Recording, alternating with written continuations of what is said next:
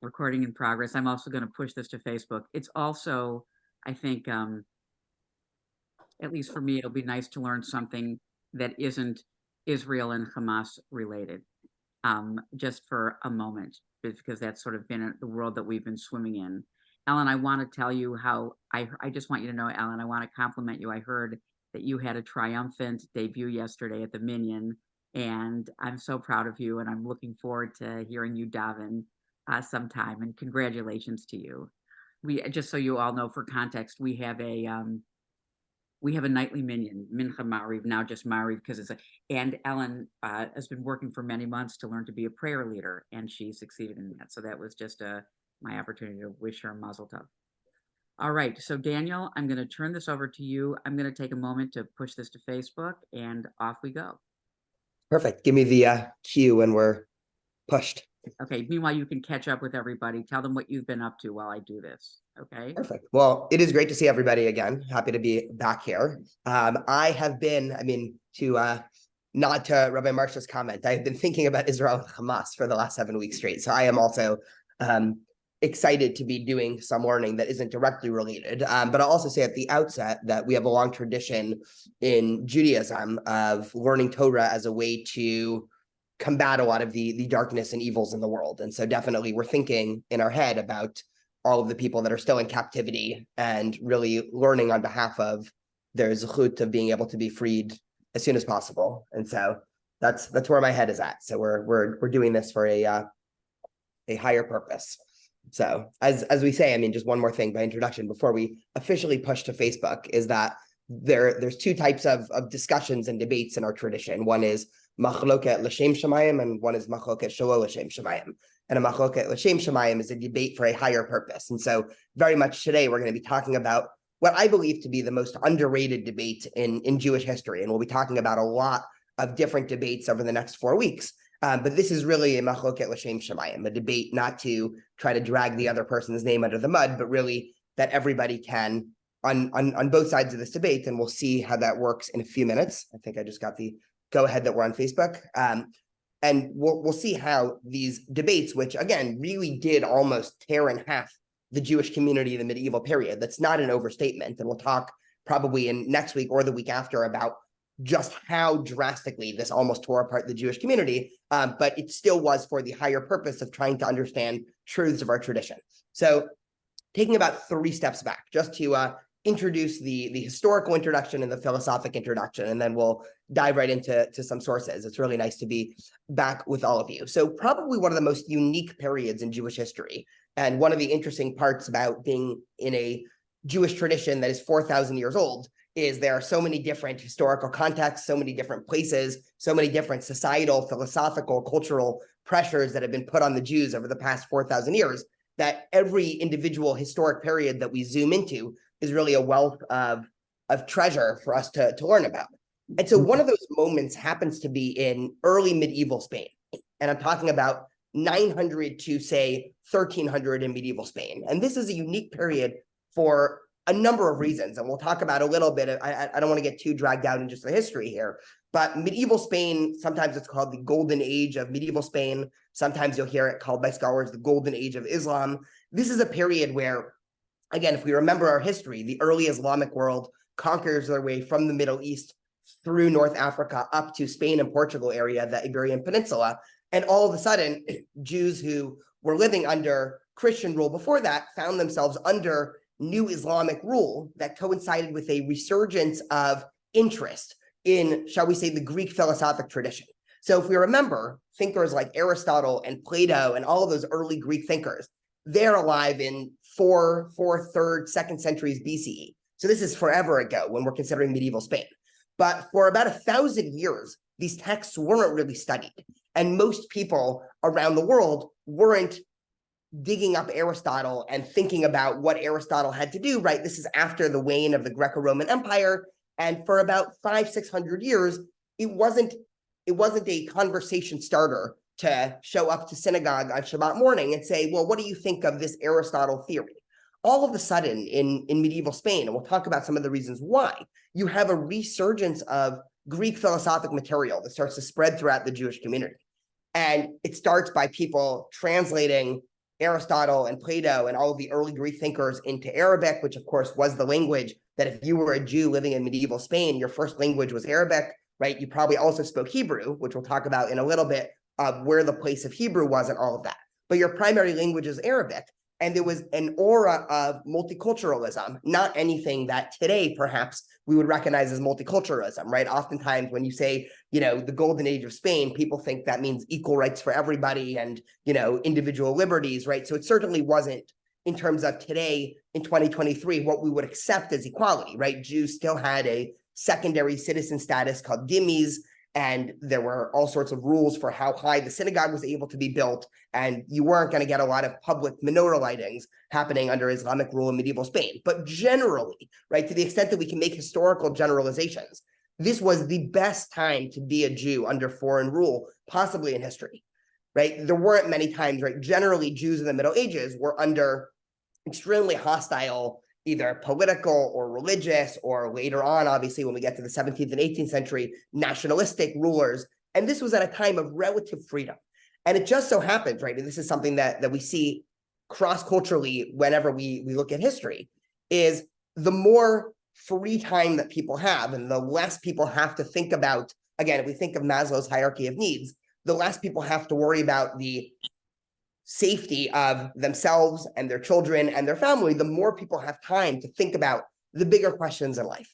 And so on the one hand, we're coming at the most, shall we say, open, pluralistic time in medieval Jewish history, at a time also where all of this Greek philosophic material was spreading throughout the air. And at the same time, Spain really was the nexus between the Christian and Islamic world. And from everything we know about medieval Jewish history, the Jews were split between, if we imagine even at times the north of Spain was Christian, the south of Spain was Muslim, or France certainly was Christian, Spain was Muslim. And so Jews obviously were still talking to each other. And so you had all of these different worldviews that were fostering around.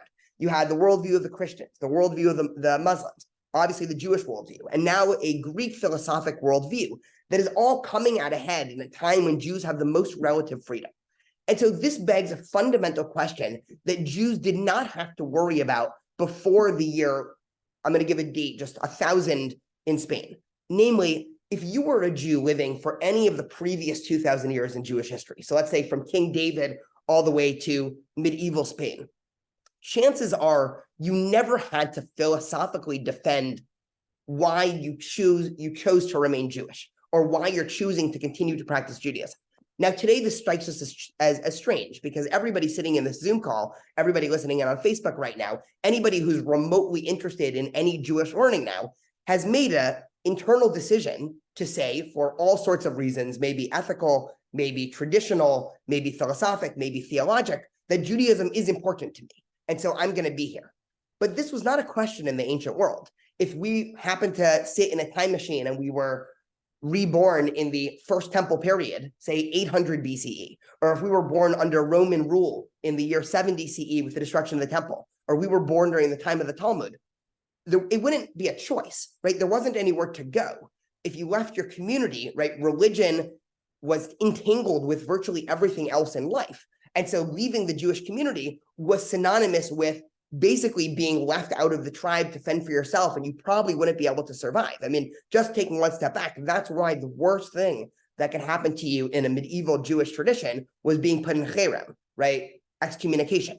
And that was the worst punishment possible, right? Today, right, if somebody's excommunicated from the Jewish community, and by the way, in the ultra-Orthodox community today, there still are times when people are excommunicated, it's almost a little bit comical because you just go over to the next community and everybody accepts you. But in the ancient world, being excommunicated by your community or making the active decision to leave your community was a suicidal move until medieval Spain.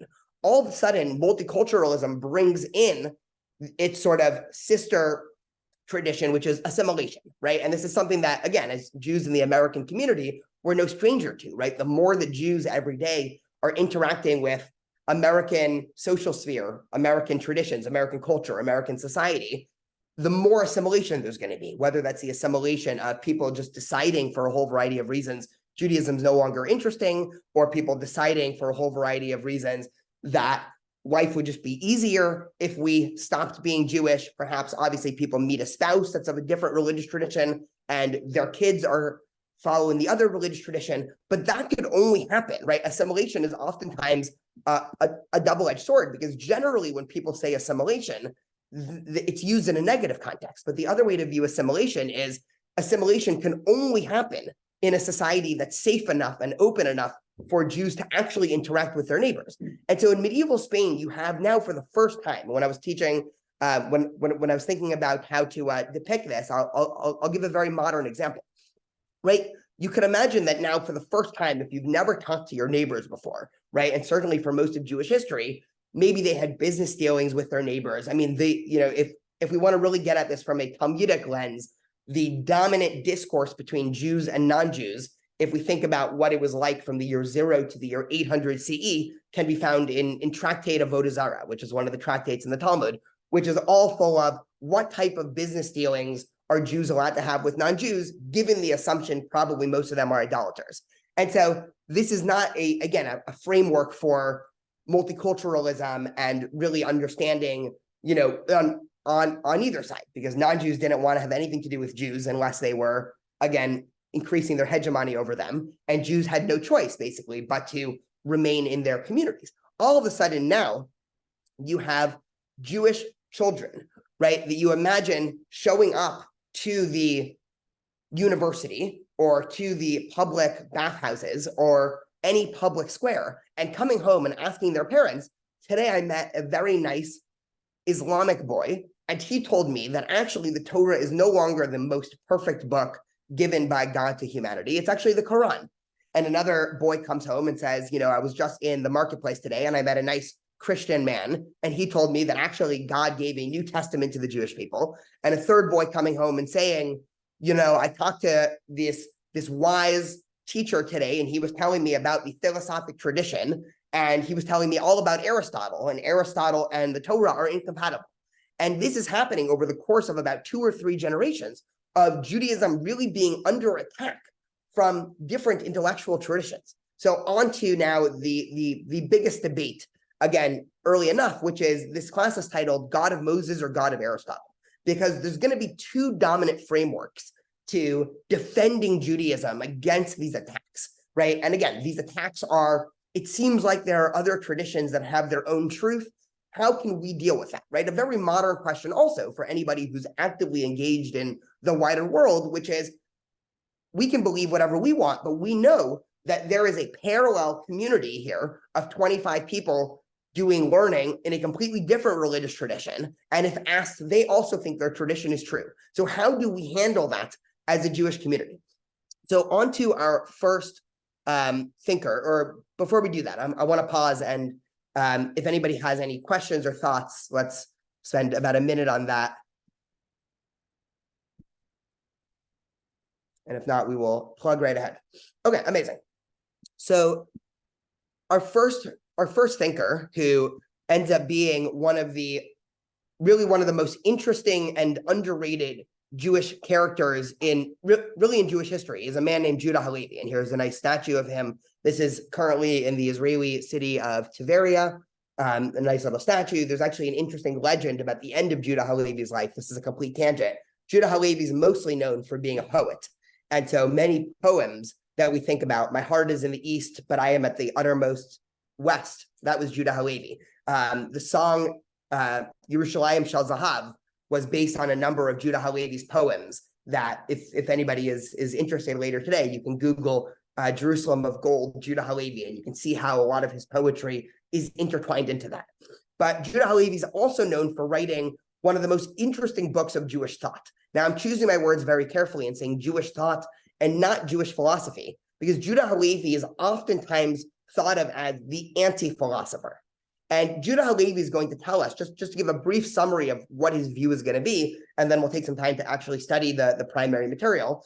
Judah Halevi is going to completely reject the ability of outside truth sources to help us understand Judaism. So just to give a modern context today there are a lot of ways in which people set their, I'll use a fancy word, that people set their epistemologies. So if you ask a question of how do we know what's true? Or where do we get our truth sources from?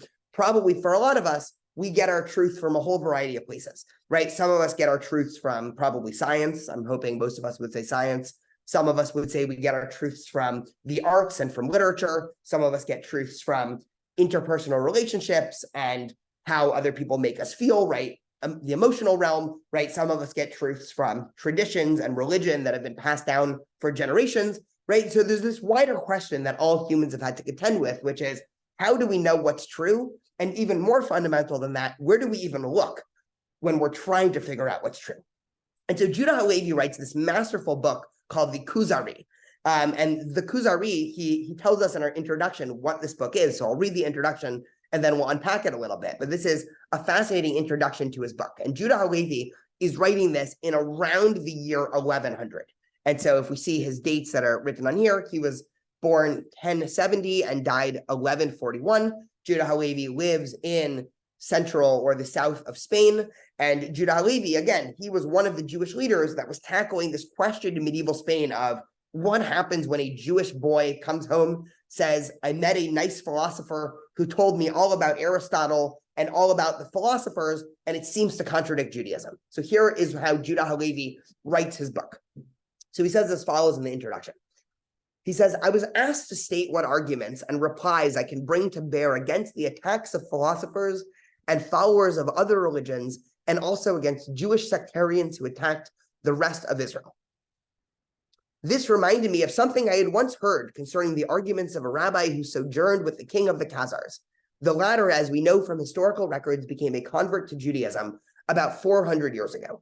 So just to pause here and to give this little history, first of all, for people that are wondering who these Jewish sectarians are, he's talking about the Karaites. So at the same time in Spain, right, and I don't want to focus too much on this, but at the same time in medieval Spain, there were also new Jewish movements of how to understand the Torah and the Tanakh. And one of these movements was the Karaite movement that rejected the rabbinic tradition. And so it was almost a Protestant reformation of Judaism that was trying to say, why do we need the rabbinic commentary? Let's just go back to the Tanakh and what the Torah actually says. And so Judah Halevi is now painting this picture of a rabbi who is sojourning with the king of the Khazars. Now, just a little bit of a brief history there. In about the year 700 or 800 CE, there was a European king of the Khazar nation that decided to convert to Judaism. That is in historical records, that is completely true. We have no idea why he converted to Judaism. And so he didn't really leave us any notes. He never told us, he didn't have a diary. He didn't tell us, well, I wanted to convert to Judaism because I love their traditions or because I believed in their truth sources, right? So we have this record of this king who converted to Judaism and no one knows why. And so Judah Halevi is going to write a book of philosophic dialogue based off of this historic account of this king converting to Judaism. So he says as follows. To him came a dream, and it appeared as if an angel addressed him, saying, your way of thinking is indeed pleasing to the Creator, but not your way of acting. Right? So this king is getting dreams, and the dreams are saying as follows. You're thinking about things correctly, but not your way of acting, right? This is going to become really important, especially next week, when we talk about what the important part of Judaism is, right? Is the important part of Judaism belief or action, right? Obviously, it doesn't have to be a binary, but what is the fundamental central component of being Jewish? Is it belief or is it acting? So we'll come back to the statement next week. But Judah Halevi continues, yet he was so zealous in the performance of the Khazar religion that he devoted himself with a perfect heart to the service of temples and sacrifice. Notwithstanding this devotion, the angel came again at night and repeated, thy way of thinking is pleasing to God, but not your way of acting. This caused him to ponder over the different beliefs and religions and finally become a convert to Judaism along with the many other Khazars.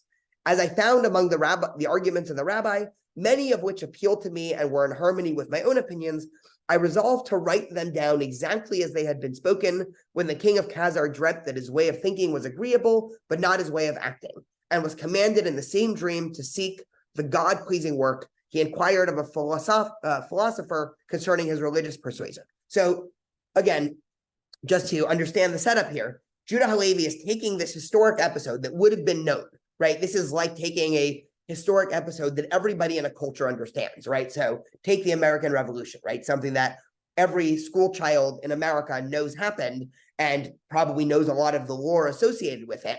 And Judah Halevi is now going to write a book of philosophy being based around this historic incident, trying to understand, well, what really did the rabbi say to this king that convinced him to convert? And this ends up being a fascinating setup into him being able to explore dialogue between different religions. So just to open up the actual book, we're not gonna go line by line here, but he starts off with saying, right, just if people want to find this is on Sefaria.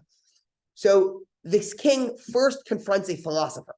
And so the philosopher gives us the philosophic view of God. Whoops, sorry about that.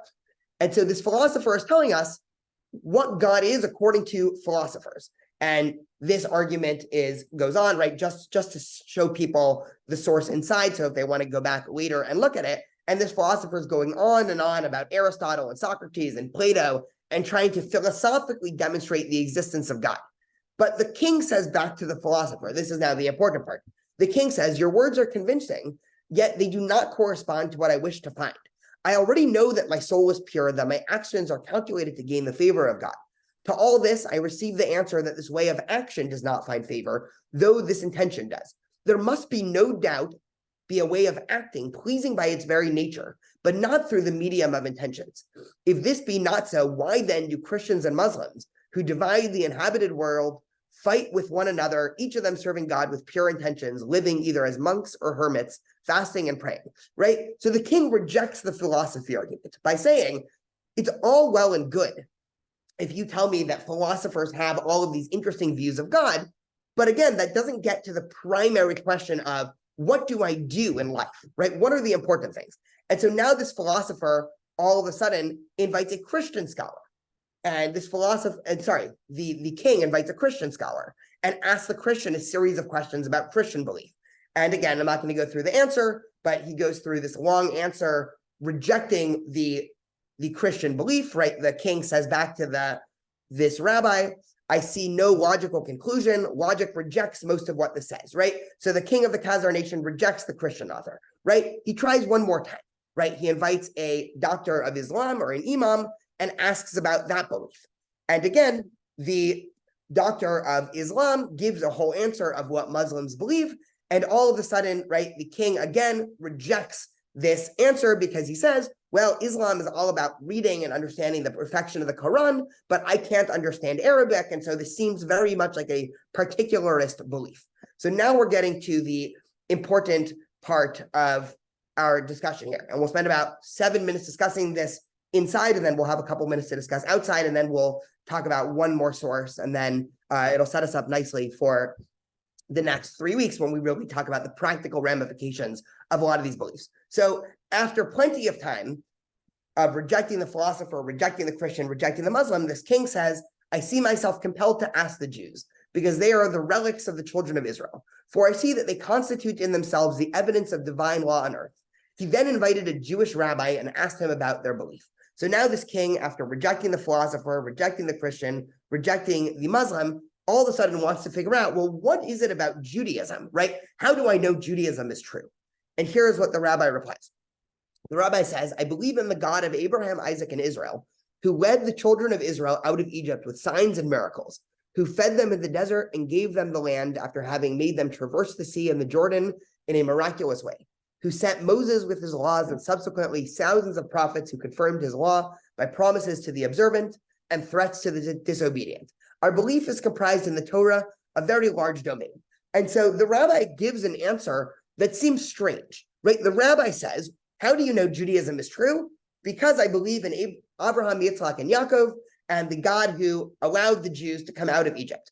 Now, if anybody is sitting here thinking that's strange, how does that prove anything, right? You've predicted this king's rebuttal, and right, you can see relics of what people's view of Jews might have been like about 1,000 years ago, because Al-Khuzari, right, the Khuzari king says, I had not intended to ask any Jew because I am aware of their reduced condition and narrow-minded views, as their misery left them nothing but commendable.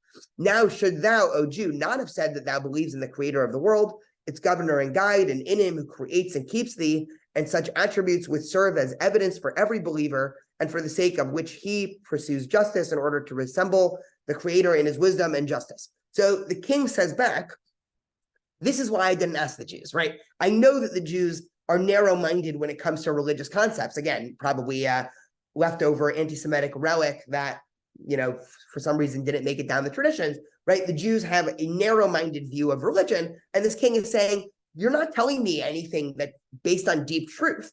All you're telling me is something based off of your tradition. And so the rabbi responds something very interesting. The rabbi says, that which you express is religion based on speculation and system, the research of thought, but open to many doubts. Now ask the philosophers, and you will find that they do not agree on one action or one principle, since some doctrines can be established by arguments which are only partially satisfactory and still much less capable of being proved. So the rabbi says back to him, this is the problem with philosophy. You can read 20 philosophers and you get 20 different opinions as to what is true and 20 different ways somebody should read reality. And this is exactly why, at least according to Judah Halevi, Judaism is not based off of any type of philosophy, right? Again, I said earlier that Judah Halevi is dubbed the anti-philosopher, and this is why, right? Judah Halevi outright rejects the ability of philosophy to actually give any deep truths, because philosophy never creates unanimous agreement. And so the king says, that which thou sayest now, O Jew, seems to be more to the point than the beginning. I should like to hear more. So the rabbi says back, surely the beginning of my speech was just the proof, and so evident that it requires no other argument. So the rabbi is saying, this is the whole thing, right? Now the king is all of a sudden looking for more, and the rabbi says, nope, this is all of Judaism, right? All you need to know when it comes to belief and Judaism is this thing about Abraham, Isaac, and Jacob and the freeing from Egypt. And we'll see how. The king says, how so? The rabbi says, allow me to make a few preliminary remarks, for I see that you're disregarding and depreciating my views. The king says, okay, let me hear your remarks. And here we get to Judah Halevi's famous analogy. The rabbi says, if you were told that the king of India was an excellent man, commanding admiration and deserving his high reputation, one whose actions were reflected in the justice which rules his country and the virtuous ways of his subjects, would this bind thee to revere him? So Judah Halevi says, imagine if somebody told you that there's a great king of India and he's a great man and all of these things, would you worship this man? And the king says, how could this bind me? While I'm not sure if the justice of the Indian people is natural and not dependent on their king or due to the king or both. And the king basically says, I don't know anything about this king, right? You just started talking to me about this king. Why would this bind me to anything? And the rabbi said, well, what happens if his messengers came to you bringing presents, which you know to only be procurable in India, and in the royal palace, accompanied by a letter in which it is distinctly stated from whom it comes, and to which are added drugs to cure your diseases, to preserve your health, poison for your enemies, and other means to fight and kill them without battle? Would this make you beholden to them? So Judah Halevi says, well, what if this king of India started sending you gifts? And let's say every week you got a new gift from this king of India, and they start giving you drugs that are able to cure diseases and incredible, nice souvenirs, right? He doesn't use the word souvenir, he uses the word souvenirs that are only procurable in India, right? Then would that make you acknowledge the existence and the fact that this is a great king? And the Khazar king says back, certainly, for this will remove my former doubt that the Indians have a king. I should also acknowledge that a proof of his power and dominion have reached me. So I'm going to unshare my screen for a second, and I want to open it up to questions or comments now, just to give a brief review, because we still need to leave Maimonides his due time to respond. Judah Halevi is giving us two things, and I'll explain a little bit more the philosophic rationale of what he's trying to do in a second. Judah Halevi is answering the question of why Judaism in a world that there are a lot of truths. And Judah Halevi says the reason for why Judaism is not because of any inherent philosophic or mathematic or scientific proof that I can give you to convince you that Judaism is capital T true in the scientific lens. The way we know Judaism is true, Judah Halevi says, is by this tradition that's passed down one generation to the other. And this becomes known, right? There's something known as the Kuzari proof, or the Kuzari principle, that goes as this. And Judah Halevi ends up developing this in the rest of the first chapter. And it goes as follows. If my parents taught me growing up that they were a part of this tradition that started off with God giving the Torah to the Jews at Mount Sinai, and they knew that because their parents taught them when they were growing up that God gave the Israelites the Torah at Mount Sinai, and their parents knew that because their parents, right, all the way back to some initial point, right?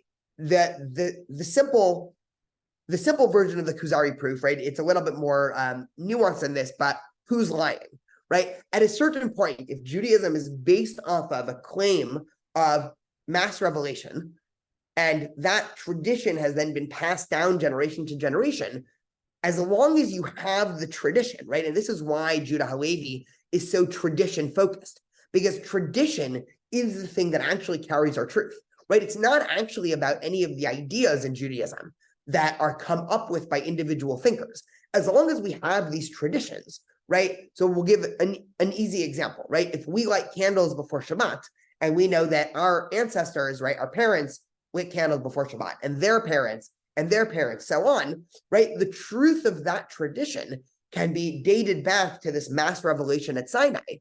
And it doesn't actually matter from Judah Halevi's perspective what any of the truth claims are of why do we light candles, right? This also gets into big debates about, is there a point in trying to figure out reasons for the mitzvot? So Judah Halevi would say, don't spend your time trying to figure out the reason for mitzvot.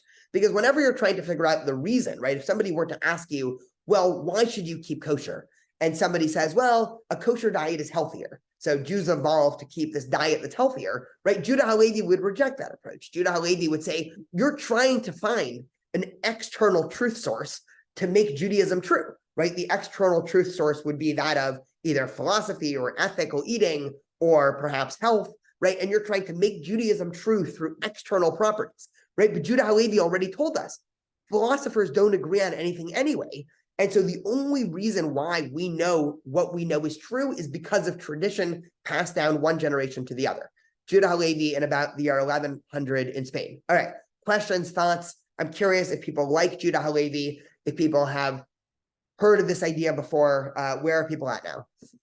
And then we'll have 20 minutes for Maimonides. Yeah, Rab.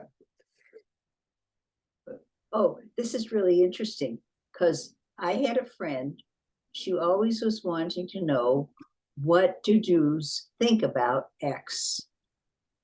And you try to explain, and it gets so convoluted that it goes from this to that to those. And then I say it's very complicated. So this is really interesting. But the people who continue that are not bent on philosophic discussions, but they do light the candles. They celebrate Hanukkah, they eat latkes. And so Halevi, is this it? Halevi is saying that is the more direct route to Judaism, is that, and it doesn't matter what the explanation is. Is he saying that? Yeah, 100%. And he's even going one step further, which is trying to figure out what the explanation is based off of some external attempt to understand, namely either science or philosophy or all of these reasons that people might give, is a complete waste of time. So he's actually going one step further. And he says that the only reason why you're doing something, as I see Rosalie just wrote in the chat, right, is because it is part of our tradition. And that in and of itself makes it true, right? And so he's doing something very clever here, right? And I would love to get some other thoughts, where he is, one, defending Judaism, right? Because you can imagine, right, again, the example I gave before, right? Jews are interacting with Christians and Muslims and philosophers. And so this is a defense of Judaism, an internal defense. And it also, for people who fully accept this argument, and we'll explore, right, in about 2 minutes, we'll introduce Maimonides, who Maimonides was a baby during the last 5 years of Judah Halevi's life. So Maimonides was born towards the end of Judah Halevi's life, and they're very much in dialogue in terms of their ideas. There's been a lot of famous books written on Maimonides, but one of the most interesting was written by Menachem Kellner, who's a scholar of Jewish philosophy, and he says that Judah Halevi's book was the response to Maimonides before Maimonides even wrote his book, right? So we'll see in a little bit how those two books engage in dialogue, but yes, Judah Halevi is also saying you can't even attack the truth claims of Judaism from any external ideas, because if I start to talk to you about philosophy or science, right, that has nothing to do with Judaism, right? You're talking about a completely different thing, right? They're completely non-overlapping entities of the truth claims of Judaism and the truth claims that philosophers might have. I would love to hear other thoughts, questions. What do we think about this? Do we like it? Any critiques?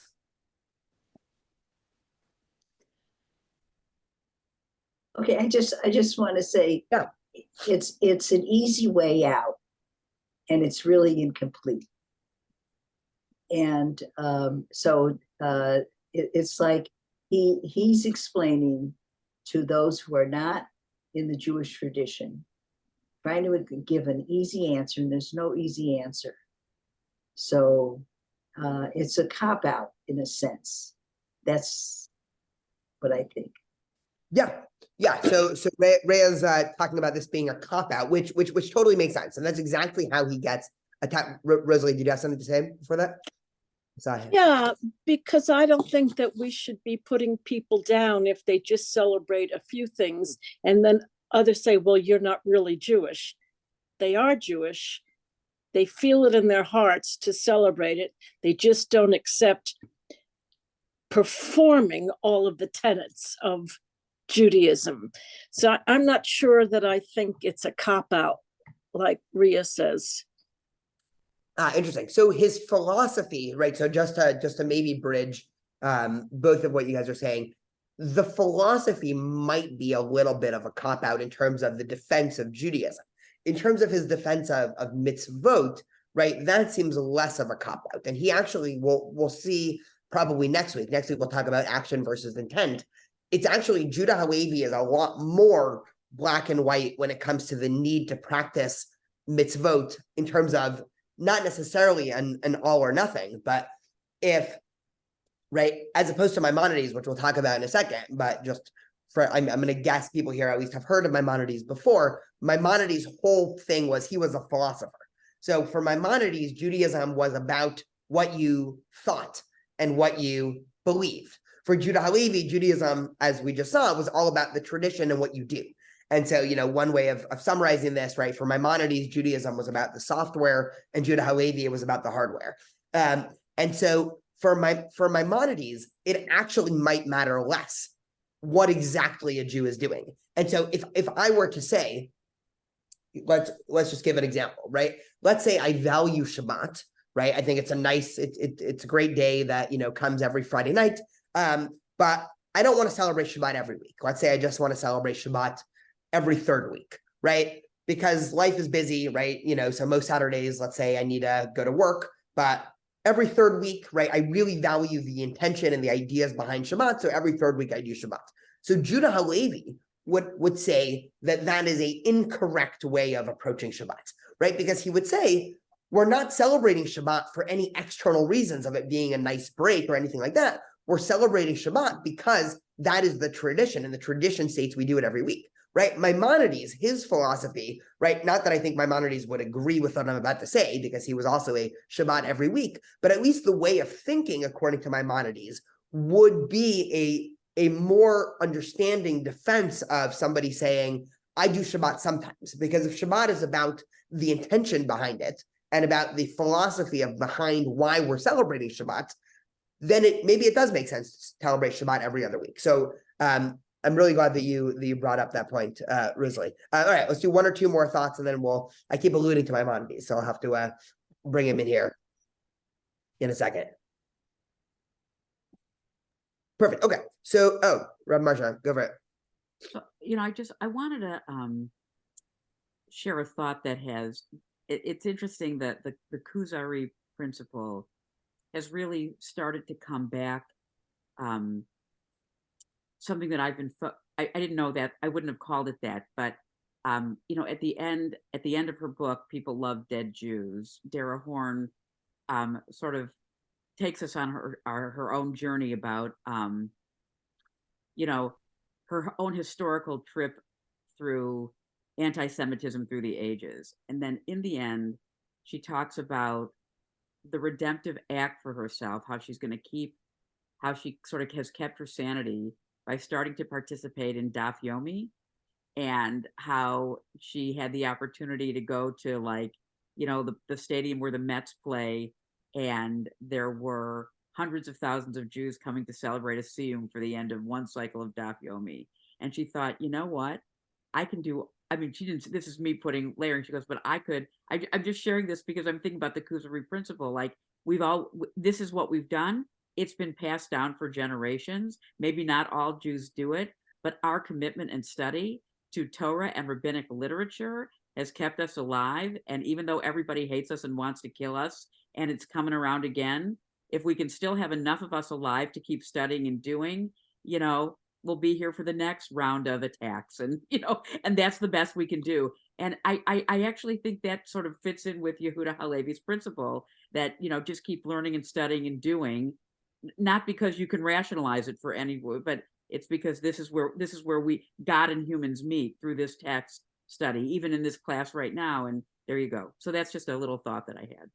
Yeah, I really love that. And you made me think about, so one of the things that happens that we're going to spend a lot of time, I think in 2 weeks, is what you were just describing, where Marsha is, you do it not because of some intrinsically, defensible rational reason, is also very much how one would describe interpersonal relationships, right? Like, one of the ways that I think this is helpful to frame is the language of Judah Halevi, right? Of don't overthink things, just do it because of tradition, is oftentimes, right? It's not an anti-rational, but it's a rational, right? He's not trying to rationalize what he does. He's just doing it, which very much, right? If you think about the way in which interpersonal relationships often go, right? If you had to rationally defend ideas such as, companionship and friendship and love and everything like that, right? It almost sounds foolish to try to say, I can philosophically explain what it means to love somebody, right? But generally, what we say of, right, one of the things that one might describe when they're describing love is a series of actions that might represent the idea of love. But nobody would say the actions are love. But on the other hand, you can write for the rest of your lives. You're not going to be able to capture what love is to somebody that's never experienced love, right? It's like trying to explain the color red to somebody who's colorblind. And so Judah Halevi is inherently, right? He's basically lowering or he's discrediting, to some extent, I'll use a strong word, he's discrediting the realm of philosophy as being a useful tool to coming towards truths, because philosophers can write for the rest of their life to try to explain what love is, but that's still not going to be as good as actually meeting somebody and, right, whether it's a friend or a family member or romantic lover, and actually experiencing love. And so Judah Halevi ends up starting, right, the reason why this debate is so important is because full Jewish movements end up growing out of these two directions. And one of the things that Judah Halevi is most, right, historically, one of the things that he lays the seeds for is Jewish mysticism or Kabbalah, right? For those who have heard of Kabbalah before, the word Kabbalah just means to receive a tradition, right? The word kabel in Hebrew is to receive. And so Kabbalah is based off the same mindset of tradition and not trying to overly rationalize, but actually the experiential component of Judaism. That if you can do something Jewish and you relish that experience, right? It's the experience that matters, much less the philosophy behind it in some way.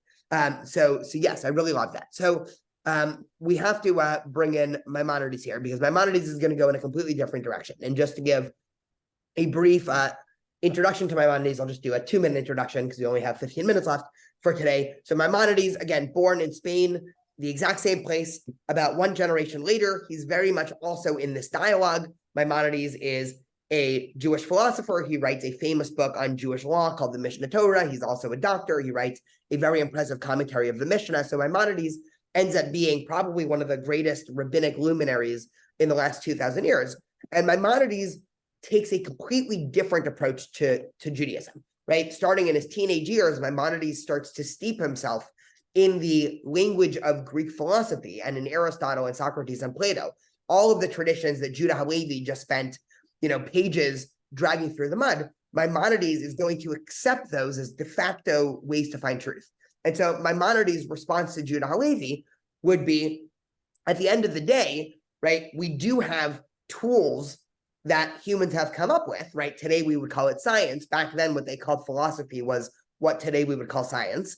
And so these tools actually do give us ways to understand and approach the world in terms of trying to understand causal relationship, right? Maimonides writes a lot about medicine. He writes a lot about astrology and astronomy were very connected back then, but he writes a lot about the rotations of the stars and everything like that. And Maimonides is going to say, well, wait a minute. If Judaism is true, which Maimonides also was defending the truth of Judaism, that means that all ways of finding truth in the world need to point to Judaism at the end. So with Judah Halevi, he would say, well, you ask a bunch of philosophers and they're going to give you 3 different opinions. Maimonides would say that just means they're doing the philosophy wrong. For somebody to be a true philosopher, if one really understood the ideas and the methodology of philosophy, they would actually conclude that Judaism was true all along. And so Maimonides is going to give us a couple of really interesting sources, just to do one quick source, and then we can discuss the rest out. And then next week, we'll do a little bit more Maimonides. So Maimonides is going to write, this is his first chapter in the Mishnah Torah, right? What he calls Yesodei HaTorah, or the foundations of the Torah. And he says, the foundations of all foundations and the pillar of wisdom is to know that there is a primary being who brought into being all existence. All the beings of heavens, the earth, and what is between them came into existence only from the truth of his being. So Maimonides says, the most important thing for you to know as a Jew is that there is a primary being who created the world, right? This is very different than Judah Halevi. Judah Halevi doesn't talk about creation, right? Judah Halevi is not operating, right? Just to formulate this in one other way of thinking. Judah Halevi is operating in the realm of tradition, not nature. Maimonides goes straight to nature. Maimonides says the most important thing for you to know is that there is a creator, capital C creator, right? This being is the God of the universe, the Lord of the whole earth, who guides the sphere with an infinite force, a force of perpetual motion, for the sphere revolves continuously, which would be impossible without someone causing it to revolve. And it is he, blessed be he, who causes it to revolve without hand and without body. And so Maimonides gives us another philosophic proof. And he says, if you look around at the universe, things are in motion, right? We know from a scientific perspective that things don't start being in motion unless they are acted on by a primary force, right? So all of a sudden you keep digging, right? What was the force for this force? What was this force? What was this force? And eventually you get to what he calls the prime mover, right? There had to have been an initial force that started off all other forces in the universe, that started the movement of the universe. Otherwise, nothing would make sense. And so Maimonides is now coming at Judaism from a completely opposite perspective, right? Judah Halevi starts internally and builds externally. Maimonides is now starting completely externally, and he's going to spend his book, Guide to the Perplexed, trying to build internally, right? So for Maimonides, the most important thing for Jews to know and understand is that God exists. That God is the God of nature who set up the universe to be what it is, and so forth. So Maimonides does one more move, that this will be the last thing that we read today, and then we'll discuss this for a bit. So Maimonides continues and he says, since it is clear that God is incorporeal, it clearly follows that none of the corporeal changes happen to him, right? There's no joining, no separation, no place, no measure, no ascent, no descent, no right and left, and no face, no back, no sitting, no standing. Neither is his being dependent on time to attribute to him either a beginning or an end or a number of years, nor is he undergoing any change, as there is not to cause any change in him. So basically, you cannot talk about God as having any adjectives associated with him, right? He is neither subject to death nor life, similar to the life of a living body. To him cannot be attributed either folly or wisdom, similar to the wisdom of a wise man. No sleeping, no awakening, no anger, no laughter, no joy, no sadness, no silence, no speech similar to human speech. And likewise have the sages declared, above there is no sitting down, nor standing up, nor back, nor forward. Now, since the matter is so, all such and other similar expressions in the Torah and in the words of the prophets are merely proverbial and figurative. So Maimonides starts the completely other direction, right? So if Judah Halevi is starting with internal inherent truth of the tradition, Maimonides is starting external. And Maimonides is saying, there are certain ideas that could be demonstrated through philosophic proofs, right? What are these philosophic proofs, right? So Maimonides spends a lot of time, right? And in the Guide to the Perplexed, if we had about 5 hours and people had nothing to do for the rest of the day, we could try to go through. I mean, some of the Maimonides proofs in the Guide to the Perplexed are the most dry academic writing I think exists any in Jewish sources, because he has a 24-step proof to try to prove why he thinks God must exist, right? For anybody interested, we can talk about that offline, but it's some version of, again, what today we might call the argument from cosmology, right? So the simplified version is, if anything exists, right, there had to have been something that created it all the way back to a prime creator, right? Sort of what we said before. Once that's established, then you can start moving inwards towards why is Judaism true? And Maimonides is now forced to make a number of capitulations when it comes to Judaism, as opposed to Judah Halevi, where the truth claims are internal. If the truth claims are internal, you actually don't need to think about, right? Somebody, I think Rhea called Judah Halevi's philosophy, at least, a cop-out before. And one of the reasons why it might be a cop-out for people that agreed with her is because Judah Halevi is now, he doesn't have to explain anything that exists in the Torah in terms of the truth claims about it, because he just says, well, that's tradition, right? So if there's something in the Tanakh that we don't like, maybe a biblical law, or maybe a way that God's described, Judah Halevi says, well, that's tradition, right? We don't have a way to understand tradition. It's beyond our comprehension. Maimonides is going at this from the opposite direction. Maimonides is saying, if there's something in the Torah that contradicts philosophy and science, right, it must be that we're interpreting the Torah wrong, right? It must be that if the Torah says that God gets angry with the Israelites if they fail to do X, Y, and Z, which the Torah says a number of times, right? It must be that that is just figurative, right? That there's not a literal God who is sitting there on some, imagined throne saying, and I'll just unshare my screen so we can see each other. There's not some literal God sitting there, right, on some imagined throne that every time he comes down and sees the Israelites worshiping idols throughout their trek throughout the desert, God is angry in some way, right? This is just a metaphor, right? Maimonides would say, well, worshiping idols is inherently false because you're worshiping something that's untrue.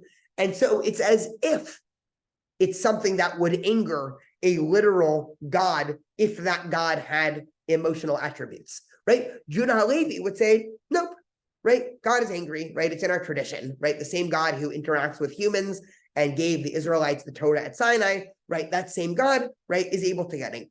And so, again, just taking about 3 steps back and just classifying this argument, because for next week, we'll see how this gives 2 completely different ways of approaching the pragmatic parts of Judaism, right? We had this big debate, right, centered around all things that were going on in Spain, right? All of these different philosophical ideas, right? Different religious traditions, multiculturalism. And the main question that Judah Halevi and Maimonides or Rambam were dealing with was, how do we keep Jews Jewish, given that there are many truth sources floating around?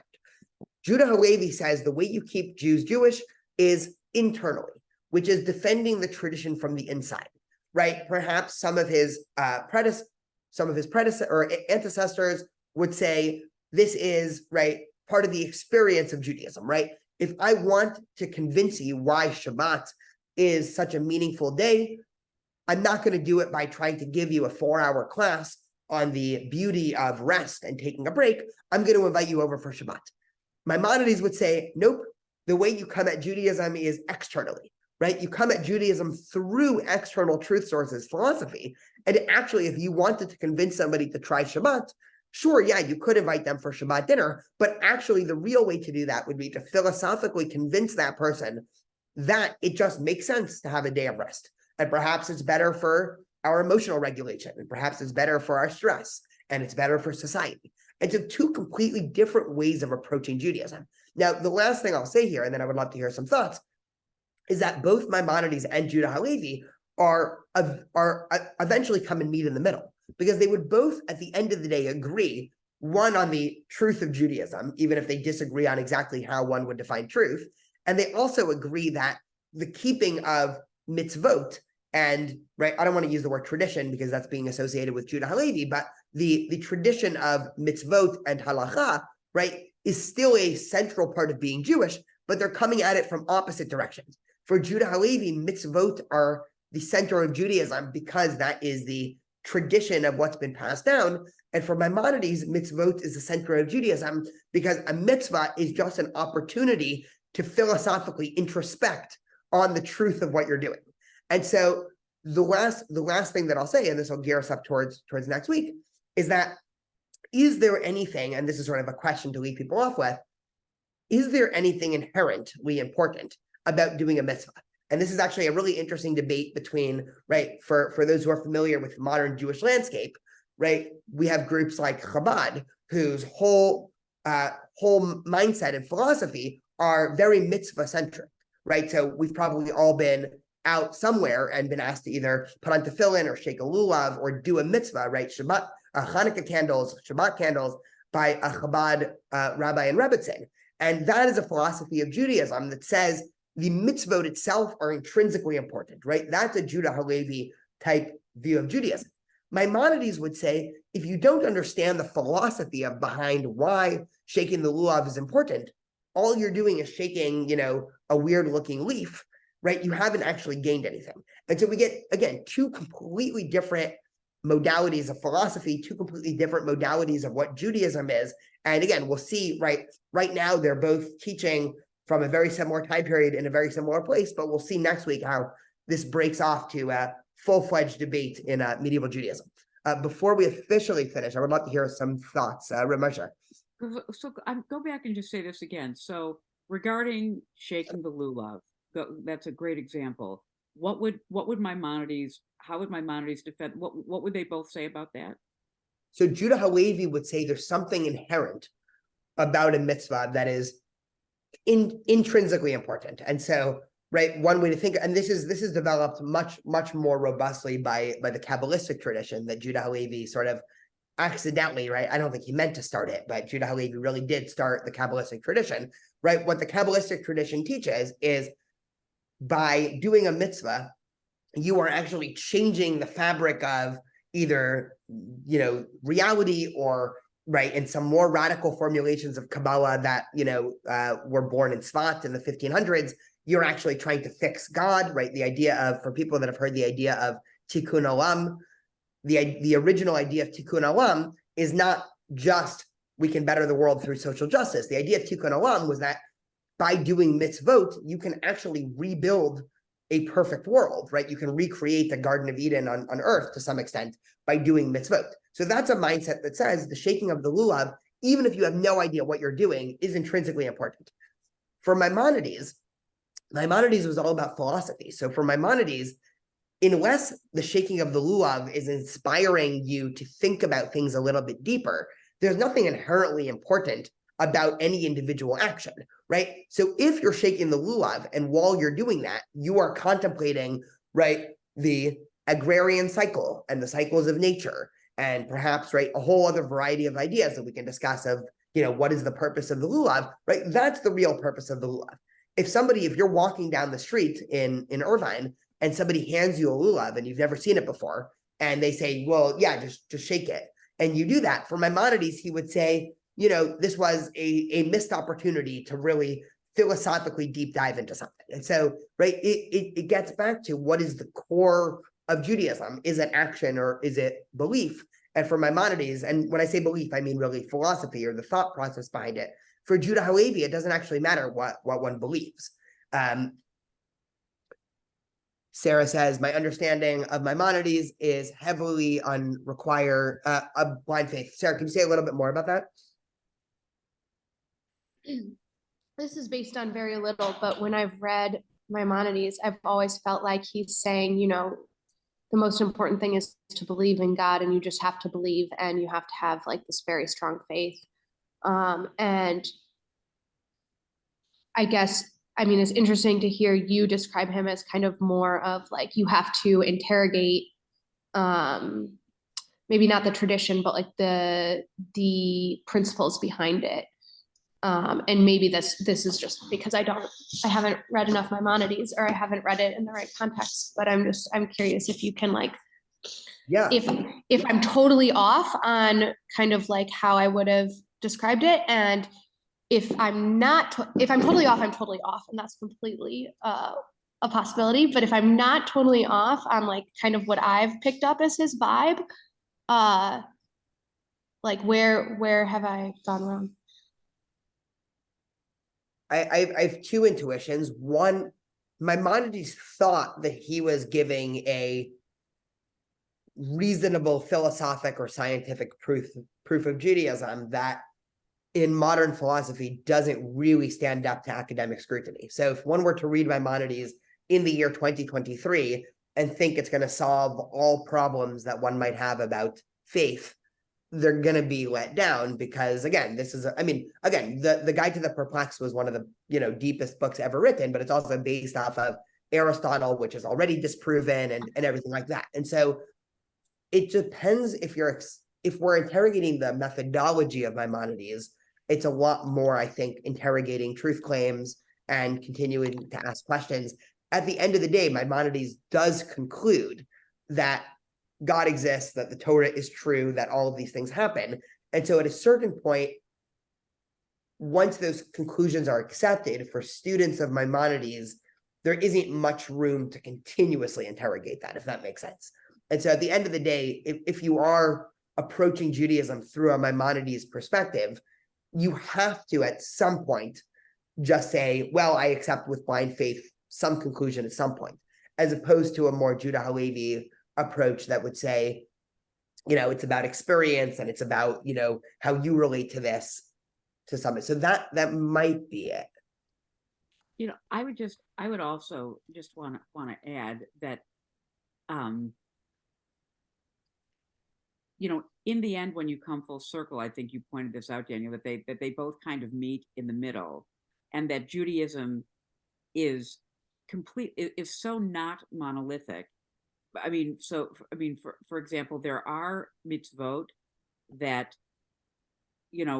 that really are better served when they make us think, like not eating a lobster or shaking a lulav. And then there are other mitzvot that really are clearly world enriching, passed down from generation because they were taught by our ancestors to our next ancestors, whatever, like healing the sick, being kind to a guest, all these sort of more of the values driven, even Shabbat.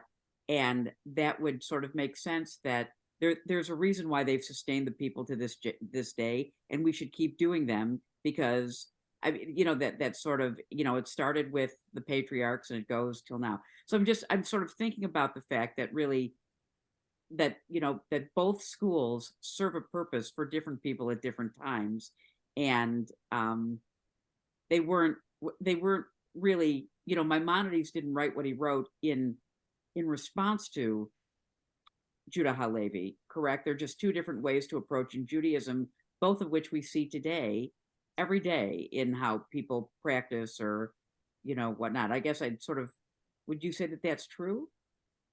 Yeah. I don't think he was directly responding. He was responding to a sentiment. There's also, it gets to a much larger debate. I was thinking of maybe saying this in the introduction, but there's two different ways to approach history in general, right? Is history through great individuals that move the needle, or is it just through societal forces? And it's probably a mixture of both. But, just to give a modern example, whatever one thinks of the politics in America of the last 5 years, in 1,000 years, are historians going to talk about, American politics in 2016 centered around Trump or centered around Trumpism, right? Which are two very different things, right? One is, right, an individual, and the other is just a mix of societal forces that might have, been inspired and led to an individual, but the focus is much more broad. So it's the same in medieval Jewish philosophy, where probably, Judah Halevi and Maimonides get like pegged as the forebearers of each of these movements, but they both have their predecessors, and they both have, other societal forces that are thinking similarly to them. They're just the two most eloquent writers of these different traditions. So I think you're totally right. Well, so first of all, Daniel, this class was fantastic. I want to say thank you to you for coming back and being our teacher. We're looking forward to learning with you for a few more weeks. And, if we find that we need more time, we can maybe, spill into January if that works. I want to thank everybody for coming today, and also for supporting the Advanced Learning Institute, so we can have great people like Daniel come and teach. We're going to have a wonderful menu of instructors starting in 2024. And this is such a privilege to have sort of this small online Zoom classroom with some of Judaism's greatest new minds. And Daniel, just such a privilege to have you in our community. So thank you for being here, and we'll look forward to seeing you next week. Do you want to give us a quick preview of what we're learning next week? Sure. I think so. Next week, we're going to, right now that we had the philosophic basis, we're going to really talk about how this relates to the wider debate about actions versus intent, and then what the practical ramifications are. So next week will be sort of the more pragmatic takeaways. Today was more philosophic or ideological takeaways. So we'll do some case studies. It'll be a lot of fun. Okay. Everybody have a wonderful week. Just a few announcements. If you are able to join us, those of you who live in Orange County, on Wednesday night for Jason Fetty's farewell. He's leaving for Israel on Thursday. His performance will be at a home in Irvine, and we'd love to have you there. I think it's going to be a very special evening. And two women from Israel who are here right now. The woman who's planning with Matt and I our trip to England in the summer. She's coming to do a lot of visits to Jewish communities, because she's also working on planning solidarity and volunteer missions to Israel. We're planning one. We're hoping to do one of those at the end of February through the collaborative for people in this area. So a lot of interesting things to learn, ways for us to come together in community, and we hope to see you. Thank you so much.